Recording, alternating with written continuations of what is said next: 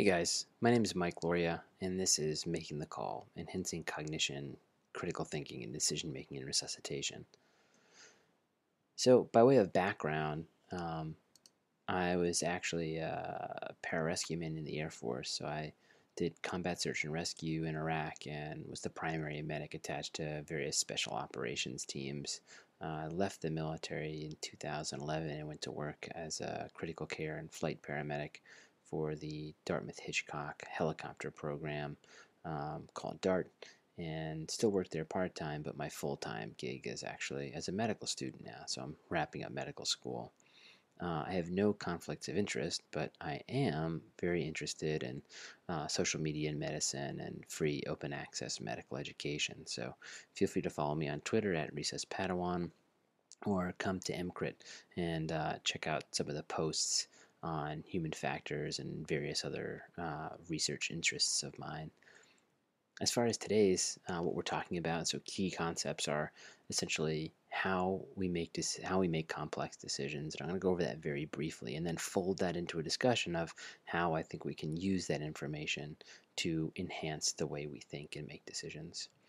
So this all kind of started with me when I was in the military. Actually, I started looking at really seasoned tactical operators, and I was amazed at the way they made decisions.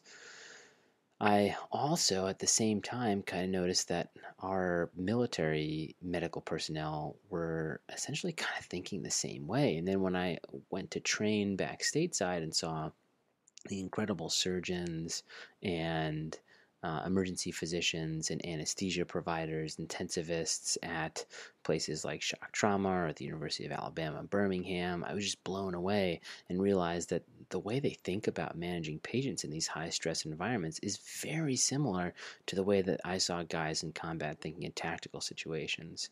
And I think most of the time we think that combat and medicine are very, very different situations, but when you analyze and think about the situation in terms of the how we make decisions in those environments, they're actually not that disparate at all. In fact, I would argue they're quite similar. In both environments, we have important decisions that affect lives. They're unpredictable, nonlinear, and dynamic. There's so many variables, numerous variables. Sometimes we can't even count or quantify the number of variables involved. And often information is incomplete or imprecise, and we're always working under time pressure. In terms of the science, cognitive science, the neuroscience, the psychology behind how we make important decisions, it's a little outside the scope of this talk. It would take a little bit too long, but suffice to say that today we understand that the way we make decisions is much more complex and nuanced than we once thought. We know now that there are all sorts of factors, and our brain kind of works in funny ways sometimes. We use shortcuts, we call heuristics, to kind of make decisions a little bit quicker, and sometimes that can actually be helpful, and sometimes it can hurt us. Our thought processes are subject to the environment as well as our internal milieu, and that's where the sort of stress comes in that can have a profound effect on how we make decisions. So in the end, I think the long and short of it is that in resuscitation, our decision-making processes are really this very interesting and intricate combination of intuitive decision making that relies on pattern recognition and a very profound experience, or a lot of experience, with a very focused analytical mindset or type of decision making that applies the evidence base to make optimal choices about clinical care. And that leads us to, okay, well, what can we do to actually make better decisions? How can we improve our decision-making abilities? And I want to talk about 5 strategies that I think we can apply on a regular basis that will help us do just that. So number 1 is taking a load off our brain. So cognitive offloading. If you think about it, our working memory is kind of like the RAM on your computer. It's finite, and it fills up very quickly with all the things we're thinking about when we have to resuscitate a patient. But there are certain things we can do to take a load off our mind. For example, standardization and preparation.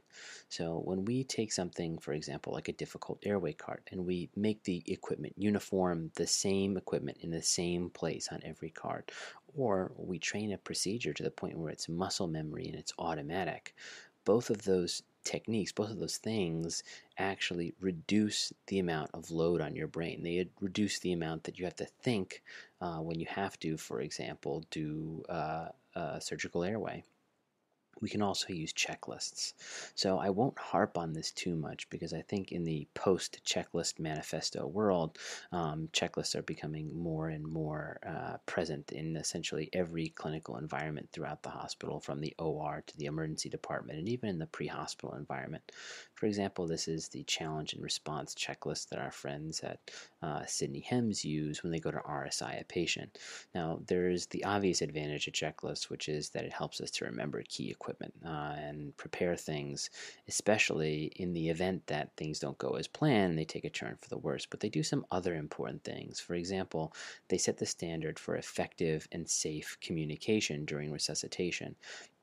They also force you to slow down for a second and actually take a deep breath and sort of put the brakes on a little bit of the adrenaline infused sort of speed up that you can sometimes experience in these very stressful situations.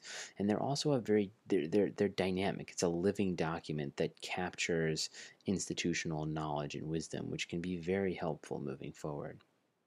You can also use pre-made decision points, triggers, and shared mental models. So, for example, if we're flying and we're going to pick up a patient that we know is currently on BiPAP, rescue BiPAP in an outside emergency department, my partner and I may talk through in advance some of the things we may look for that may trigger us that this patient may not tolerate the transport on BiPAP and we should just intubate them at an outside hospital. There are a number of tools or mental models that are being shared around the foment, social media, and medical community. For example, the Vortex, the emergency airway cognital tool. I could go on and on about how great a tool this is and how it really applies some pretty amazing cognitive science. But to be succinct, I'll just say that understanding this tool and this technique, that first we're going to try intubation. If that doesn't work, we're going to try supraglottic airway device. If that doesn't work, we're going to try and face mask them. And if we cannot intubate, cannot oxygenate, we will perform a needle or surgical cricothyrotomy. Once everybody understands that this is the model that we're using, this is going to be how things go down when we're taking care of this airway or trying to manage this airway, it actually decreases the cognitive load because everybody knows in advance what to expect. And it's a very effective way for not only decreasing the cognitive load, but increasing team performance. You can use other team members. I'm often surprised at how in a standard sort of code or resuscitation, often the physician is the one leading the resuscitation. And you'll see in a cardiac arrest, for example, the chief resident or physician standing at the foot of the bed and watching chest compressions, saying, your chest compressions are good, or you should be doing chest compressions faster, or hey, it's been 3 minutes, we should give them another milligram of epinephrine, when really that person is probably better spent taking all of their RAM, all of their cognitive capacity, and putting it towards solving the big problem of where this resuscitation is going, or better yet, doing invasive skills. So our friends at ECMO, Zach Shiner and Joe Belezzo, did an amazing podcast called The Tactical Approach to Cardiac Arrest, where they employ nurses to run the code. So it's the nurses that are running the logistics of everything, and they're standing back, looking at the big picture and performing very invasive interventions, for example, in the case that they were talking about getting a patient onto ECMO. So using team members effectively into their capacity. So we want to avoid overloading our brains and use everything we can, everything possible to offload. The second thing we can do is rally up. So we can use cognitive rally points.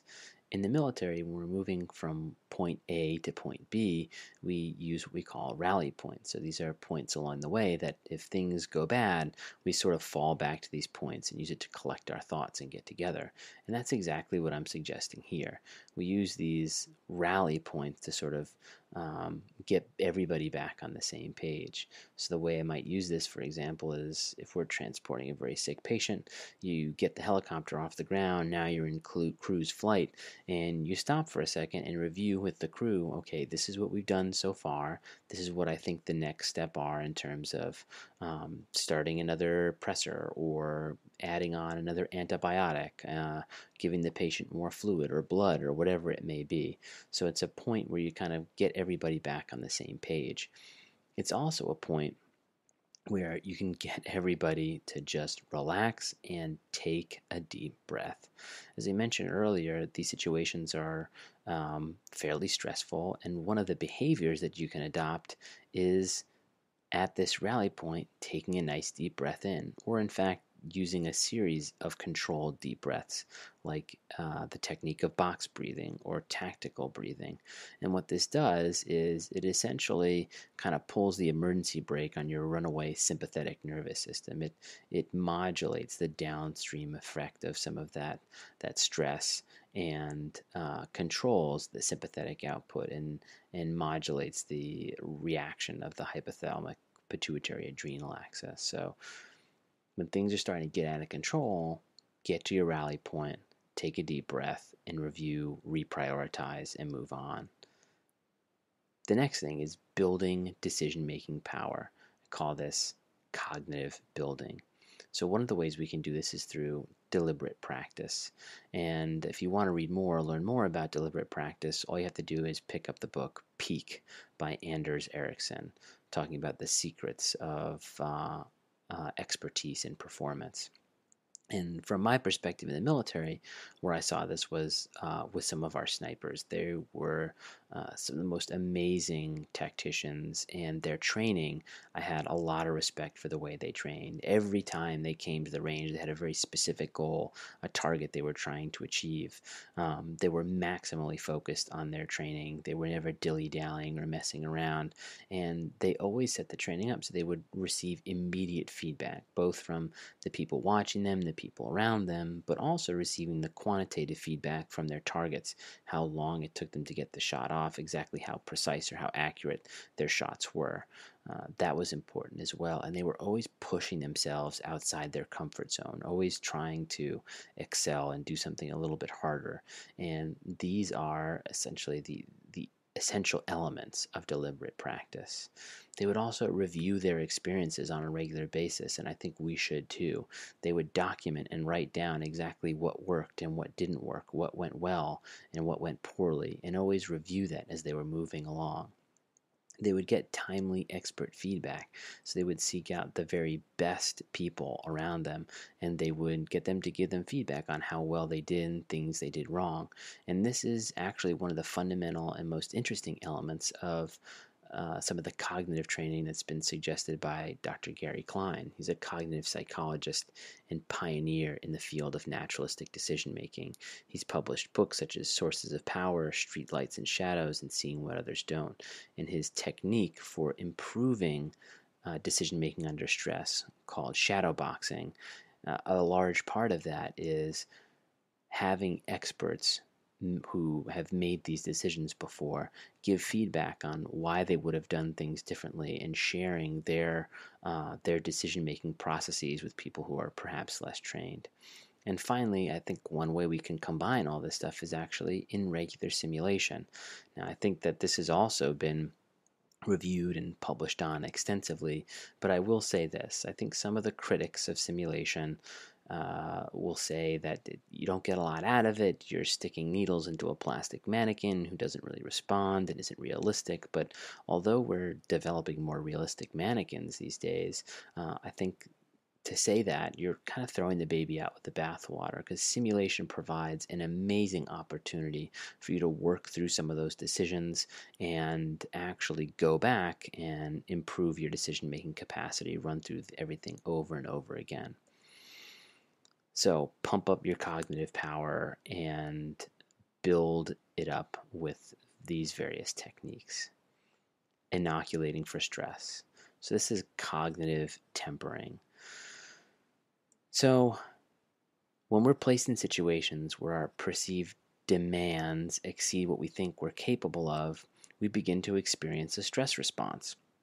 And the physiological effects of that stress are really detrimental to our technical performance and our cognitive performance. Over and over again since the early 1950s, and even before that, we've realized that this universal pattern sort of appears. For each individual, it's a little bit different, and in each environment, it's a little bit different. But as our stress goes up, we sort of reach this level of optimal performance. And if there's more and more stress, we're really stressed out, our performance begins to decline.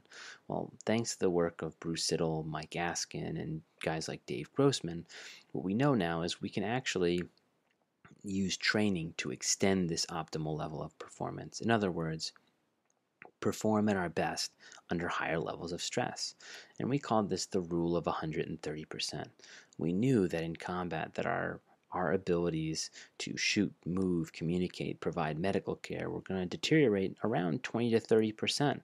So, in order to perform 100% when it counted the most, we would always train to 130%. And one of the ways of doing this was stress inoculation. So this is a technique wherein you go through your regular practice of technical skills, but you also teach people various psychological skills that help them manage the stress. And then you give them opportunities to practice both the clinical skills and those psychological skills by putting them through scenarios that gradually increase the amount of stress. So this can be a very effective technique. So when we're training, I really think we have to push our limits and bring the stress. Finally, stay flexible. Cognitive flexibility.